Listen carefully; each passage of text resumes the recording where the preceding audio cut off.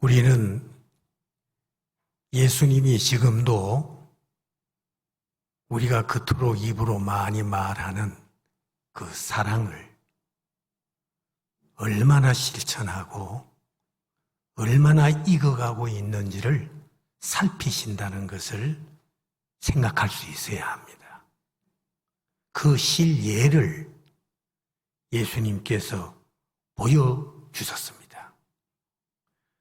우리는 부활하신 예수님이 갈릴리로 돌아간 베드로를 만나서 요한의 아들 시몬아, 네가 나를 사랑하느냐라고 3번이나 물으신 것을 잘 알지요.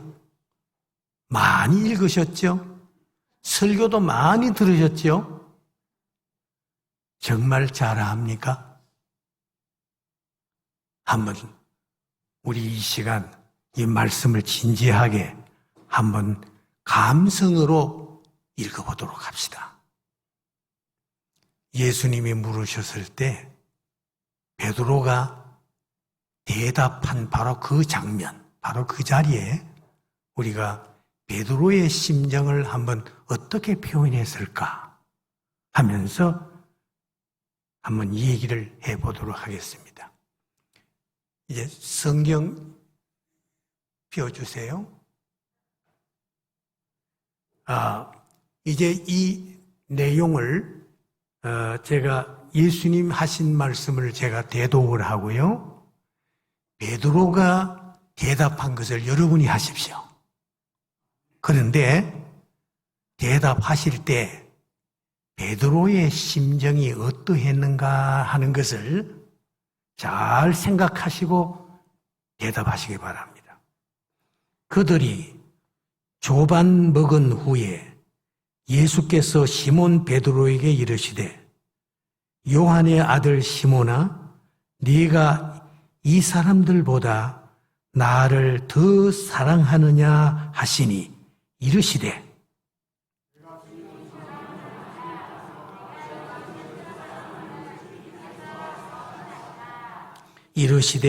내 어린 양을 먹이라 하시고 또 2번째 이르시되 요한의 아들 시몬아, 네가 나를 사랑하느냐 하시니 이르되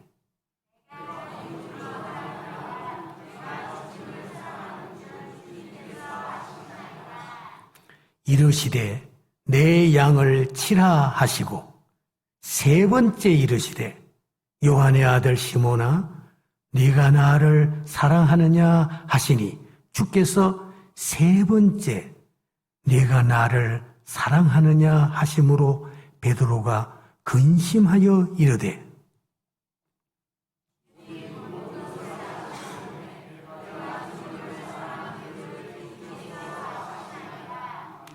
예수께서 이르시되 내 양을 먹이라. 이것이 본문의 내용입니다. 잘 읽으셨습니다. 그런데 정말 그렇게 대답했을까요? 바로 이것이 성경을 글로 읽느냐 아니면 감성적으로 접근하느냐 여기에 달렸습니다. 우리는 지나온 신앙생활 속에서 너무나 성경을 글로 읽고 교훈을 받는 데만 정신이 다 갔습니다. 그런데 거기에 감성적인 입장에서 서지 못했습니다.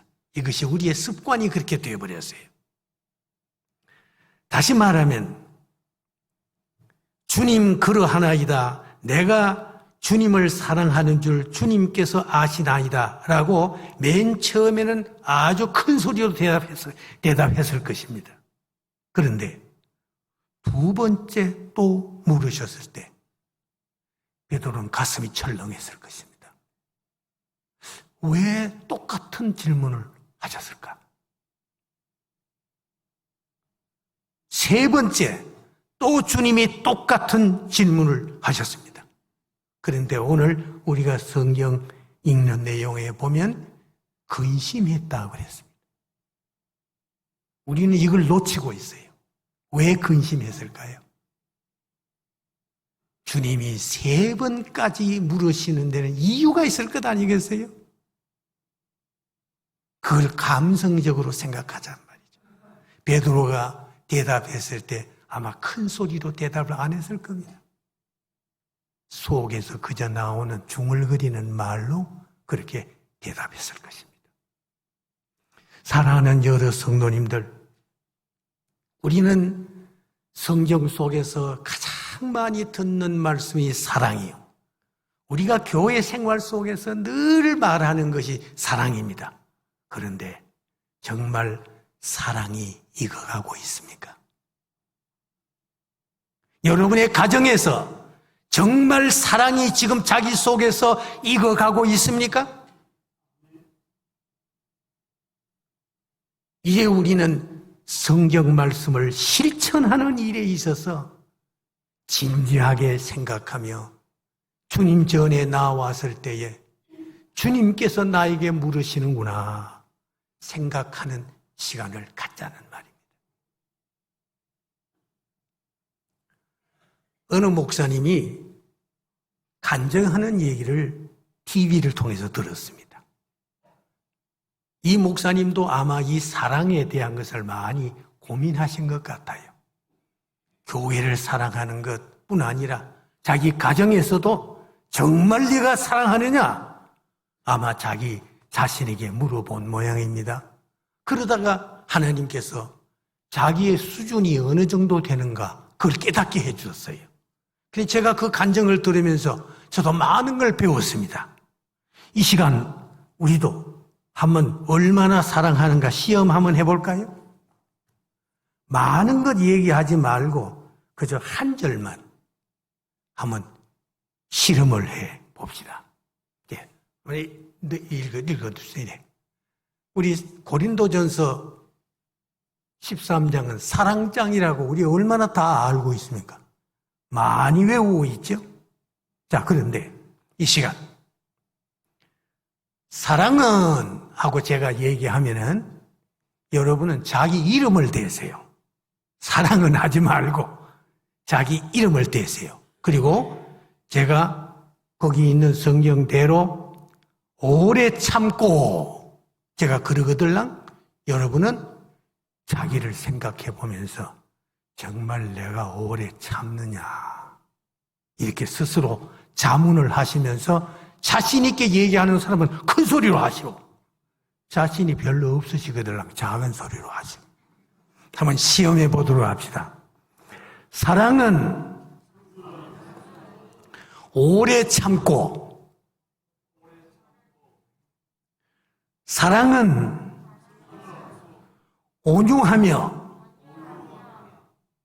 사랑은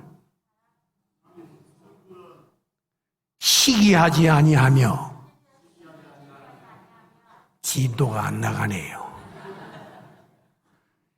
이 간증하는 목사님도 이렇게 읽어가다가 중간에서 울어버렸답니다. 생각해보니 더 뒤에 것을 읽지 못하겠더래요. 여러분, 이것이 바로 주의 말씀을 바로 보는 자세 아니겠습니까? 사랑은 익어가야 하는 겁니다. 우리의 신앙도 익어가야 하는 것입니다. 가지고 있는 것이 아닙니다. 자, 먼저 우리는 교회에 대해서 한번 사랑을 연결시켜서 생각해 보도록 합시다. 아마 열심을 다하는 교인들은 우리 교회가 사랑받는 교회가 되도록 다 고심하실 것입니다. 그런 반면에 걱정도 안 하는 사람은 자기 마음에 안 들면 떠나버리겠죠. 천국은 마음에 안 들면 떠나는 그런 곳이 아니잖아요. 우리가 교회 안에서 천국 생활의 훈련을 해야 하는 것입니다. 우리 성도들은 교회 생활하면서 필수적으로 영향을 끼칩니다. 내가 좋은 영향을 받든지 아니면 좋은 영향을 주든지 둘 중에 하나를 택합니다. 이것을 고민하면서 노력하는 사람들이 주님께 사랑받는 사람들입니다. 교회 목사님들이 밤낮 고민하는 것이 교회 부흥입니다. 왜 우리 교회는 부흥이 안 될까? 걱정합니다. 그래서 어느 목사님이 이런 이야기를 지어냈습니다. 교훈적으로만 들으십시오. 세 목사님이 한자리에 모였습니다.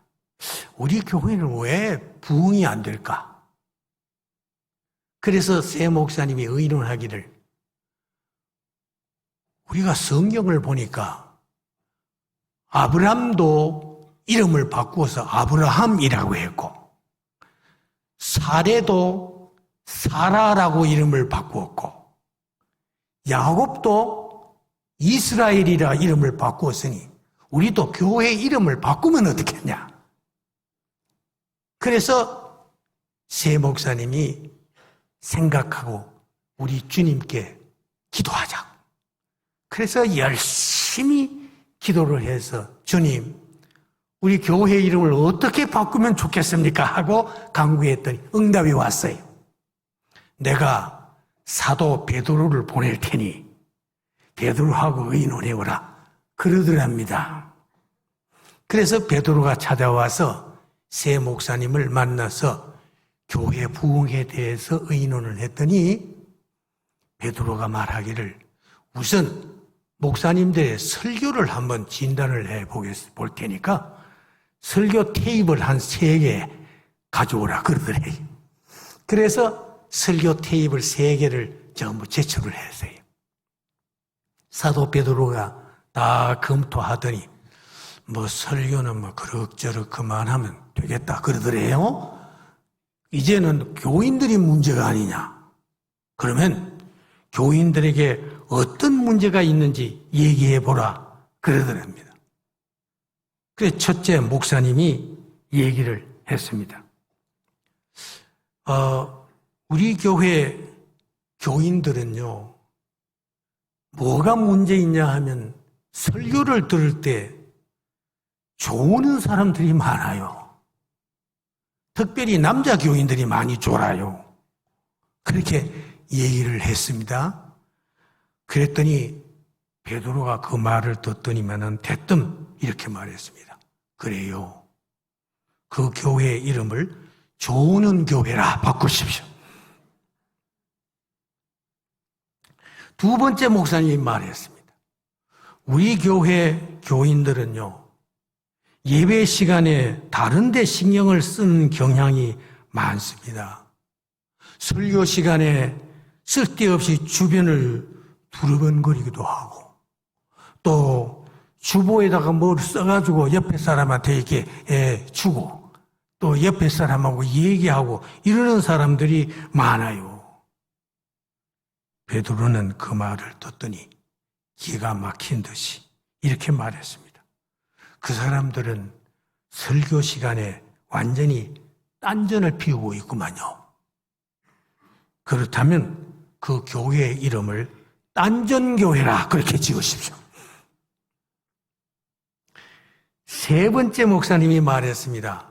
베드로 사도님, 우리 교인들은요, 졸지도 않고 딴전을 피우지도 않고 다 좋은데 아멘이 너무 없어서 좀 냉랭한 분위기입니다. 베드로는 그 교회 이름을 아멘이 없다는 뜻으로 노멘 교회로 바꾸라고 했습니다. 웃지를 않으시네. 세 목사님이 시무하는 교회 즉시 이름을 바꿨습니다. 간판을 바꿨습니다. 요즘 같으면 어림없지요. 옛날 얘기로 들으십시오. 그래서 교회 이름을 바꿨더니 교인들이 교회로 올 때마다 가슴이 아파요. 교인들이 어떻길래 교회 이름이 이 모양이냐. 그래서 서로를 회개하면서 열심히 노력을 한 결과 얼마 가지 않아서 조는 교회는 말씀을 잘 듣는 교회로, 딴전교회는 신령과 진정으로 예배드리는 교회로, 또 노우멘 교회는 아멘 교회로 이렇게 바꾸어졌답니다. 우리 교회는 해당되는 거 없습니까? 자, 이제 우리는 주님께 사랑받는 교회가 되려면, 주님께 사랑받는 사람이 되려면 어떤 부분을 고쳐야 할까 생각을 해보도록 합시다. 사랑받는 사람은 어떤 사람인가요?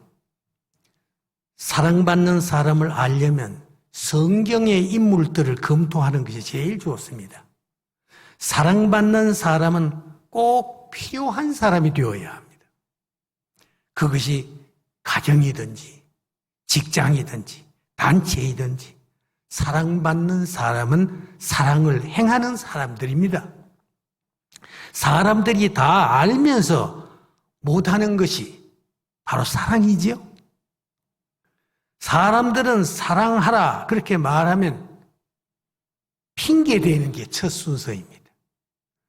가정에서도 사랑이 많습니까? 물으면 뭐 이런저런 핑계를 많이 대죠. 이것은 아담 하와에게서 전수된 유전병입니다. 우리가 유전병을 깨야 돼요. 그 사람에게서 새로운 역사가 시작되는 시점이 언제냐? 바로 그 유전병을 깨는 시점입니다. 성도는 이것을 교회 생활에서 배워야 합니다. 믿음으로 가정을 새롭게 해보겠다고 나서는 자에게는 반드시 하나님께서 함께 하십니다. 교회에서 믿음으로 봉사하겠다고 나서는 자에게는 하나님은 능력과 은총을 반드시 베풀어 주십니다. 믿음으로 새 인생을 살아보겠다고 다짐하는 자녀에게는 하나님은 반드시 새로운 은혜로 함께 하십니다. 꼭 필요한 사람으로 살려고 애쓰는 자를 하나님은 지금도 찾으시고 계십니다. 신앙의 대사도였던 바울이 나이가 많아 자기 주변에 있는 사람들을 평가한 내용이 성경에 나와 있습니다. 그 사람들을 분석을 해보니까 처음은 좋았으나 나중에 나쁜 자가 있습니다. 우리 신자들의 모습도 보면요, 시간이 갈수록 점점 신앙생활에 열심을 내는 사람이 있고 예나 지금이나 나아진 것이 조금도 없는 사람도 있습니다. 그뿐 아니라 오히려 갈수록 믿음이 떨어지고 열심히 식어가는 사람도 있습니다. 바울이 소개한 사람은 데마라고 하는 인물입니다.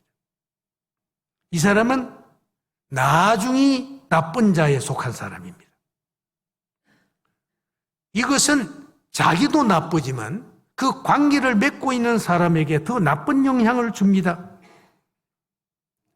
바울은 데마라는 사람에 대해서 실망하는 말을 간증했습니다. 데마에 대한 바울의 기록을 보면요, 빌레몬서 1장 24절에는 맨 처음 나의 동역자라고 했습니다. 그러더니 골로새서 4장 14절에 보니까 그냥 데마라고 했습니다. 디모데 후서의 4장 10절에 가보니까 이 세상을 사랑하여 나를 버리고 데살로니가로 갔다라고 기록했습니다. 알만하지요? 데마가 왜 이 노 바울 사도의 마지막 서신에 영원히 전승되는 이 성경 기록에 하나님을 거역하고 많은 사람에게 실망을 주는 인물이 되었을까요? 그는 이 세상을 사랑하여 라고 한마디로 표현을 했습니다. 사람은 마음속에 사랑하는 쪽으로 모든 것이 기울어지게 되어 있습니다. 주님을 사랑하는 사람은 그 일에 고난을 당하면서 수고하는 사람들을 사랑하게 되고 주를 위해 어려운 일을 처리하는 것을 기쁨으로 삼게 됩니다. 그러다가 그 마음에 주를 사랑하는 마음이 점점 줄어지게 되면 주를 위한 일도 시시하게 보입니다. 주를 위해 고난을 당한 사람들을 보면 좀 이상한 사람으로 보게 됩니다. 그리고 자신이 하는 일을 세상의 일과 자꾸 비교하게 됩니다. 그래서 점점 밖을 내다보게 되고 옛 친구들의 손짓에 마음이 끌리게 되면서 세상의 편안함과 즐거움이 좋아 보입니다. 그러면 그쪽으로 기울어지게 돼 있습니다. 데마와 같이 처음은 좋았으나 나중에 나쁜 사람은 불행한 사람입니다. 이제 우리가 신앙생활을 하면서 깊이 깨달아 알아야 할 것은 우리의 신앙생활은 어떤가라는 것입니다. 자기 때문에 이렇게 사람들이 잘못되어지고 또 자기 때문에 주위에 있는 사람이 평안치 못하게 된다라고 하면 이건 문제 아닙니까? 주님을 향한 사랑이 익어가지 못하면 이렇게 됩니다. 그 다음 두 번째 사람은 처음과 나중이 다 좋은 자입니다. 바울은 노년에 참 외로웠습니다. 주를 믿고 난 후 남은 고생을 고난으로 이어왔는데 이제 늙게 되니까 외로움이 가슴을 텅 비게 했습니다. 자기가 감옥에 들어가게 되니까 옆에 있던 사람들이 다 떠나가기 시작했습니다. 인간은 주위의 사람들에게도 영향을 받습니다. 그러나 나의 달려갈 길을 열심히 가고 있다고 간증하면서 주위의 신실한 사람들을 보고 위로를 받았습니다. 바울은 그들에게 힘이 되어서 자기를 위로해 주었다고 그런 훌륭한 인물들을 소개했습니다. 그가 누가였습니다. 누가는 의사로서 공관복음의 누가복음을 기록한 저자였습니다. 당시 로마 시민권을 가지고 있는 사람은 로마의 재판을 받으러 갈 때에 두 사람의 노예를 동행할 수 있도록 허용을 했답니다. 그중 한 사람이 누가였습니다. 그는 자기가 자유인이었지만 바울을 따라가서 도와주기 위해서 자기가 노예 신분을 자청해서 간 것입니다. 건강치 못한 바울이 옥중 생활을 어떻게 하게 될까 염려해서 갔던 것입니다. 다른 사람은 다 떠났지만 그는 평생 바울의 곁에서 주의 일을 도왔습니다. 당시 노예가 얼마나 천한 대접을 받았는지 우리는 상상할 수 있겠지요. 이런 천대와 수모를 의사 신분인 누가는 감수한 것입니다. 자신의 재능을 주님을 위해 값지게 쓰기 위함입니다. 그는 자기 삶을 최상으로 만든 것입니다. 우리는 이런 사람들의 삶을 성공한 삶이라고 그렇게 부르지요. 사람이 어떻게 하면 자기의 삶을 최상으로 만들 수 있을까를 생각하면서 살아야 합니다. 많은 사람들이 자기의 환경에서 조금만 생각을 바꾸면 좋은 인생을 살아갈 수 있을 텐데 자신이 조금만 새롭게 노력하면 자기 주위가 행복하게 변화될 수 있을 텐데 가정에서도 교회에서도 그것을 하지 못하는 이가 너무 많습니다. 자기의 연령에서 어떻게 하면 최상의 인생을 살 수 있을까? 자기에게 주어진 여건에서 어떻게 하면 최상의 인생을 느낄 수 있을까를 진지하게 생각하는 시간을 가져야 할 것입니다. 자신의 연령을 한탄하고 자기 환경을 원망하는 데서 떠나서 높은 차원으로 생각을 옮겨서 인생을 살아가려 한다면 누가와 같이 보람있고 만족한 삶을 살아갈 수 있습니다. 바울에게는 또 잊지 못할 인물이 브리스길라와 아굴라 부부였습니다. 그들은 주님의 일을 하는 것을 인생의 첫 순서로 삼고 산 사람들입니다. 자신들의 직업을 수행하면서 어떻게 하면 주의 일을 많이 도울 수 있을까를 늘 생각한 사람들입니다. 이런 사람들은 일을 해도 재미가 있고 이사를 해도 재미가 났습니다. 주의 뜻을 이루고 나면 이제 한 가지 일을 또 했다. 그렇게 큰 보람을 느끼면서 감사했습니다.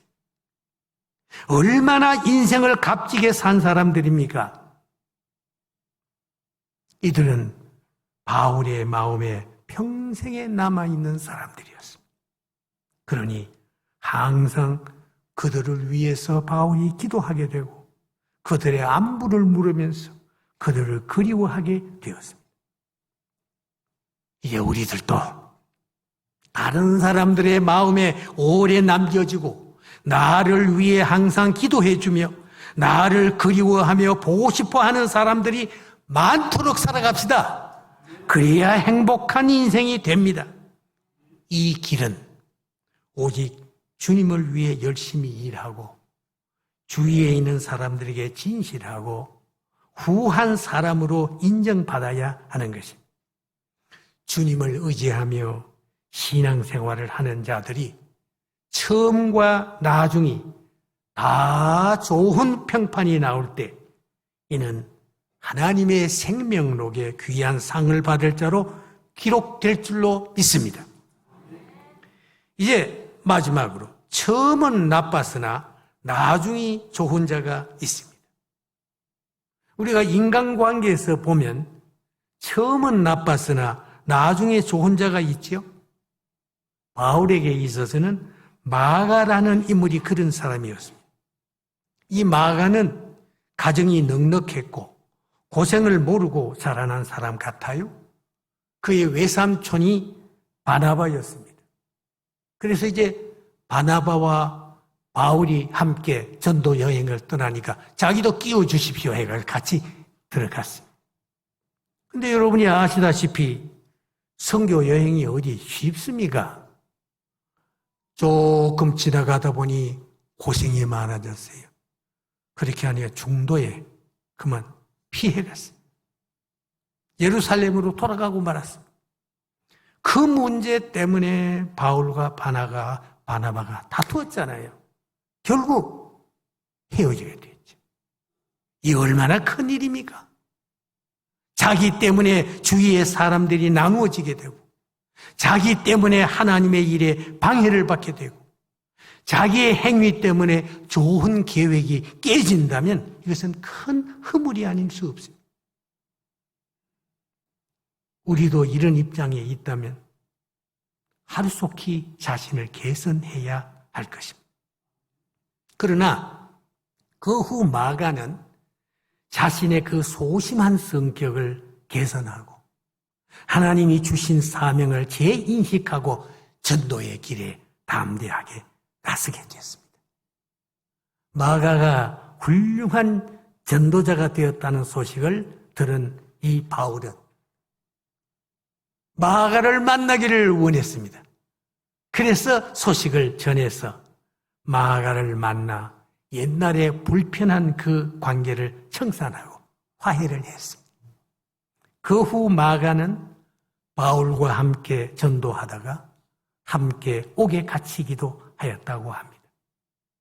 바울이 순교를 당한 후에 마가는 이집트의 알렉산드리아에 가서 선교를 하고 그곳에서 교회를 설립하고 전도하다가 원주민에게 순교를 당하였다고 합니다.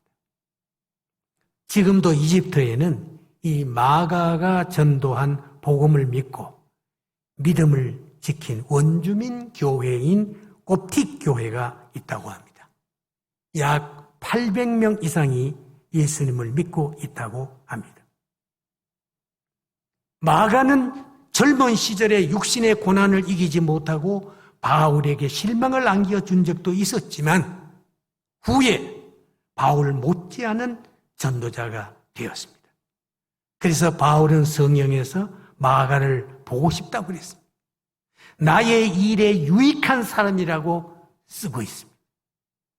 하나님을 참으로 의지한다면 마가처럼 의지가 약한 사람도 훌륭하게 고쳐질 수 있다는 예를 볼 수 있습니다. 지금까지 어떻게 살아왔건 상관이 없습니다. 다시 마음을 새롭게 해서 일어나면 되는 것입니다. 하나님을 새롭게 변하려는 자에게는 반드시 은혜를 주십니다.